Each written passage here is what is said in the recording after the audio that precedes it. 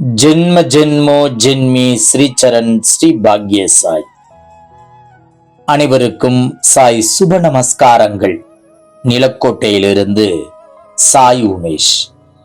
ஓம் ஸ்ரீ சத்குரு பகவான் பாட்டி சித்தரின் லீலாமிருதம் 149. திருமண விஷயத்தில் நம் பகவான் பாட்டி சித்தர் கூறியபடியே கிழக்கு திசையில் இருந்தே திரு லோகநாதன் அவர்களுக்கு பெண் அமைந்தது. இவரது வீட்டிற்கும் கிழக்கு, பாட்டி இருந்த இடத்திற்கும் கிழக்கு. கரூர் தான்தோன்றி மலைதான் பெண்ணின் ஊர். இரு வீட்டாரும் பாட்டியின் பெரும் கருணையோடு பேசி முடித்து திருமண நிச்சயதார்த்தம் நடந்தேறியது. தான்தோன்றி மலையில்தான் பிற்காலத்தில் நம் பாட்டியாருக்கு ஜீவசமாதி வரப்போகிறது என அப்பொழுது யாருக்கும் தெரியாது. நிச்சயதார்த்தம் நடந்த ஒரு சில தினங்களில் பாட்டியாருக்கு உடல் நலம் பாதிக்கப்பட்டு கரூர் அரசு மருத்துவமனையில் அனுமதிக்கப்பட்டார்.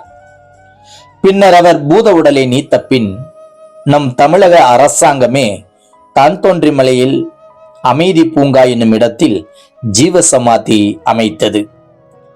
பாட்டியாரின் ஜீவசமாதிக்கு அருகில்தான் திரு லோகநாதன் அவர்களின் மனைவியின் வீடு.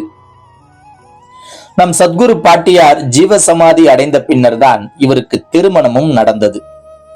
ஒரு நாள் கனவில் பாட்டியார் வந்து, உனக்கு பொண்ணு பொறப்பாடா, எனக்கு மிச்சர் வாங்கிட்டு வாடா என்று கூறினார்கள். கனவில் சொன்ன பாட்டியின் சத்திய வாக்கின்படி இவருக்கு முதலும் பெண் குழந்தை, இரண்டாவதும் பெண் குழந்தை பிறந்தது.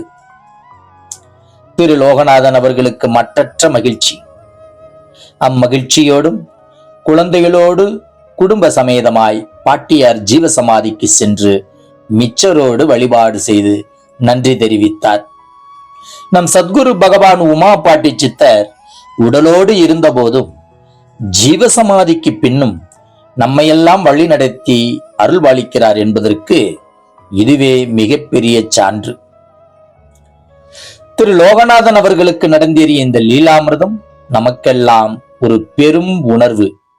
ஜெய் குரு பாட்டி. நற்பவி பாட்டி.